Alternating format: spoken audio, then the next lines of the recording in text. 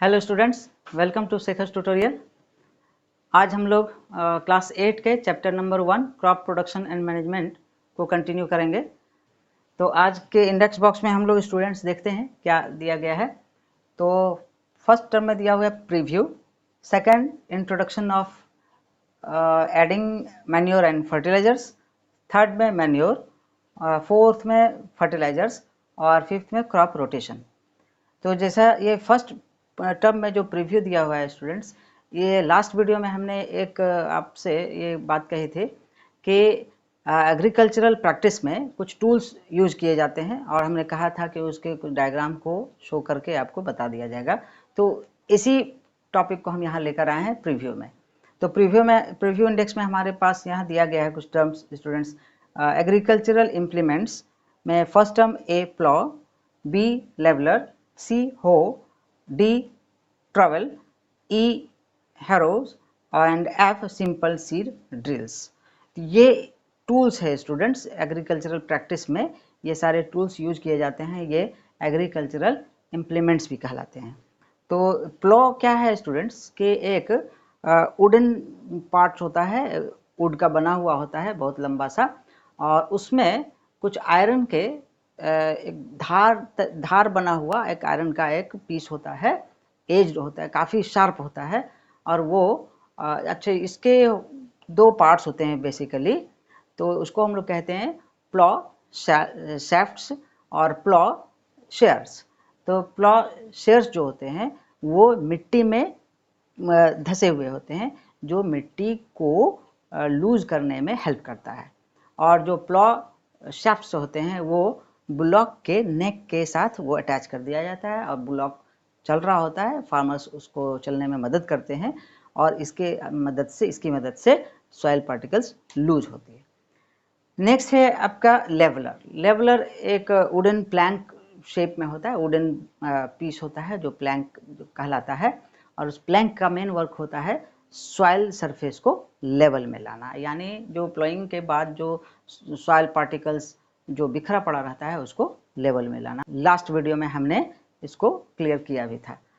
सी number हमारे पास हो एक इक्विपमेंट्स होता है। ये प्लॉ से ही कुछ मिलता जुलता चीज़ होता है, बस इसमें अंतर ये है कि इसमें हैंडल, ये आपके पास एक उसको हैंडल करने के लिए उसमें एक हैंडल बार भी बना हुआ होता है, जैसा कि आप ये इस स्क्रीन पे आप देख रहे होंगे, है ना। तो आप इस पिक्चर में आप अपने तरीके से आप देखते चले जाइए, जैसे प्लॉ, लेवलर, हो, ये सारे पिक्चर स्क्रीन पे आपको दिखाया जा रहा होगा। तो अब नेक्स्ट है ट्रैवल। ट्रैवल स्टूडेंट्स ये होता है जिसको हम लोग आम तौर पे हम लोग खुरपा या खुरपी भी कहते हैं। ये एक्चुअली मैनुअल वर्क में ही इस्तेमाल होता है, हाथ से छोटे छोटे सॉइल के पार्टिकल्स को लूज करने में मदद करता है। नेक्स्ट है हॉरो। हॉरो में कांटेदार तरीके से लोहे के कुछ निडल बने हुए होते हैं और वो भी जो सॉइल पार्टिकल्स फंसे हुए होते हैं उसको भी लूज करने में हेल्प करता है। आप पिक्चर देखते जाएंगे स्टूडेंट्स, आपको क्लियर होता चला जाएगा। नेक्स्ट है सिंपल सीड ड्रिल।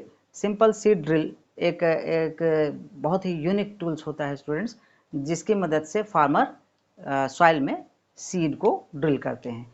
इसकी डिज़ाइन स्टूडेंट्स आप देख रहे होंगे स्क्रीन पे, जो टॉप पे एक बॉल शेप का स्ट्रक्चर दिया हुआ गया होगा, उसमें उस बॉल शेप में सीड डाला जाता है और उसी बॉल शेप से वो प्रोजेक्शंस निकले हुए होते हैं फनल के फॉर्म में, और उस फनल से सीड नीचे आता है और सॉइल में जाकर वो ग्रिप करता है और इस तरीके से वो सीड ड्रिल होता चला जाता है।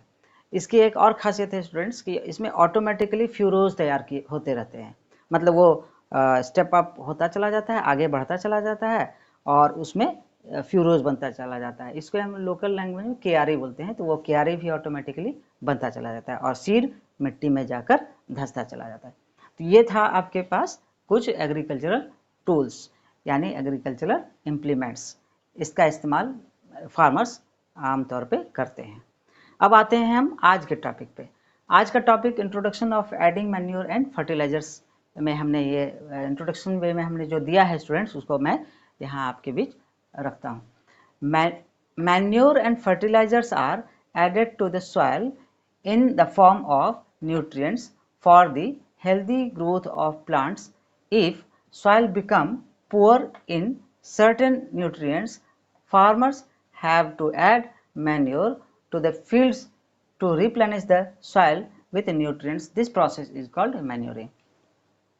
इसका ये मतलब हुआ स्टूडेंट्स कि मैन्योरिंग एक प्रोसेस है सॉइल में मैन्योर डालने का, जो सॉइल की प्रॉपर्टी को एनहांस करता है। इसमें फार्मर क्या करते हैं स्टूडेंट्स, फार्मर उस सॉइल में कुछ न्यूट्रिएंट्स को फिलअप करने के लिए इस मैन्योर का इसका इस्तेमाल करते हैं। तो इस तरीके से वो एडिंग करते हैं और इस प्रोसेस को क्या कहते हैं, मैन्योरिंग। नेक्स्ट है manure. What is manure exactly? It is an organic substance obtained from the decomposition of plant or animal wastes. Such decomposition takes place by the action of some microorganisms. The decomposed organic matter is used as manure. तो statement से clear हो गया होगा students.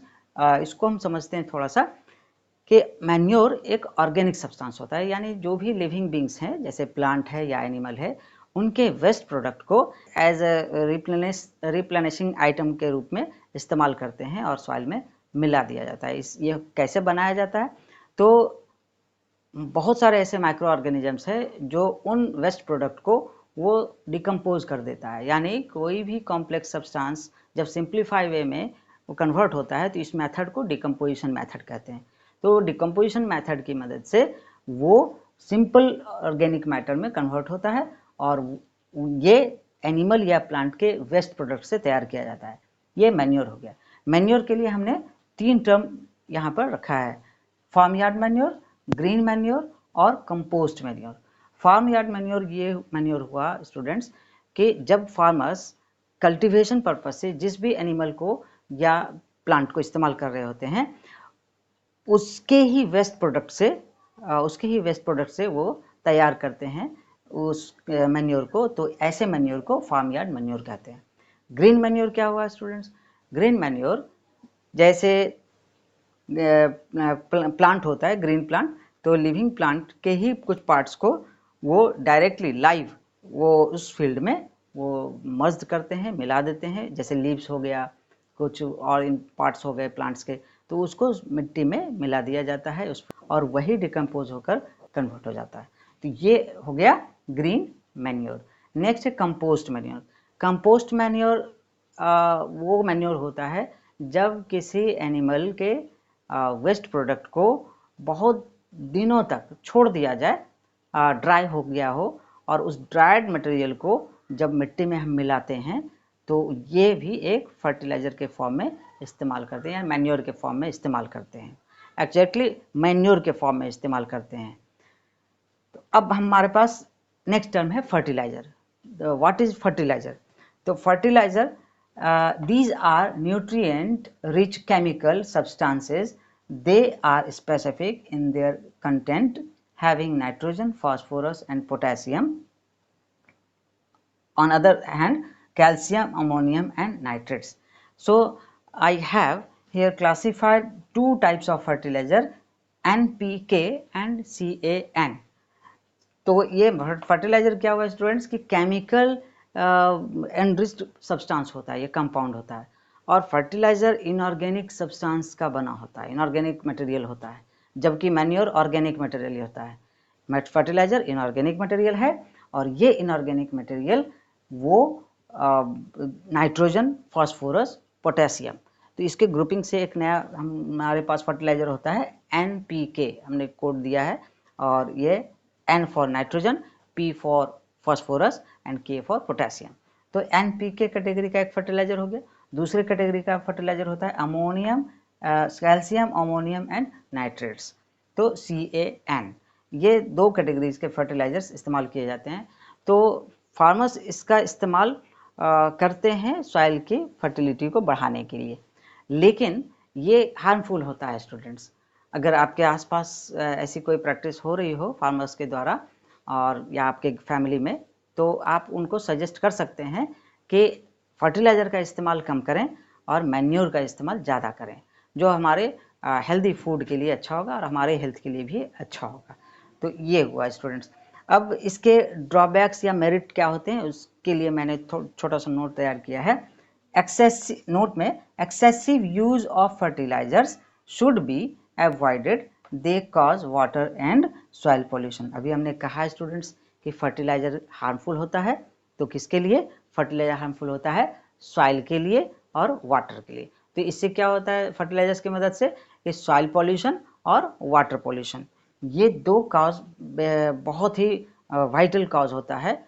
Soil को damage करता है, वो soil के को पॉल्यूट करता है और वाटर को पॉल्यूट करता है।